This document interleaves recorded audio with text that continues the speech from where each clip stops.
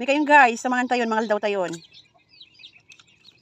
Hello mga guys, magandang araw. Ayan, magluluto ako ngayon ng boridibod. Ayan yung ating kamote, yung talong, syempre kamatis, sibuyas, at yung ating malunggay.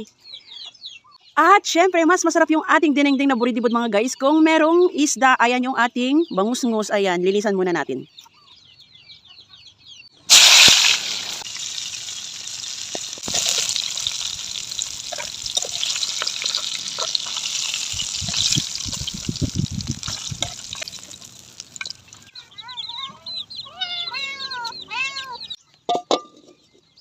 Lagyan natin ng konting tubig mga guys. Ayan, konti lang.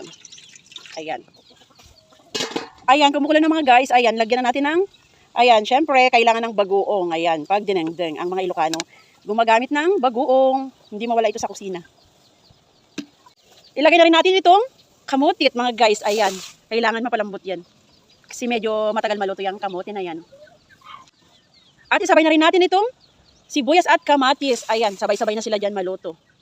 Dagdagan natin ng luya mga guys para mas mabango ang ating dinengdeng.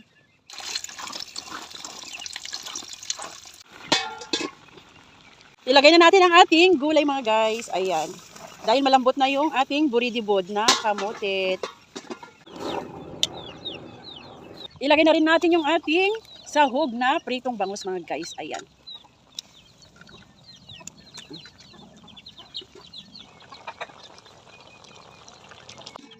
Charan, luto na ang aking boridibod. Ayan na dinengdeng. Ayan mga guys, kainan na. May kayong guys, samahan tayo, mga daw tayo. So yun lang mga guys. Bye, thank you for watching. Sarap ng malunggay guys.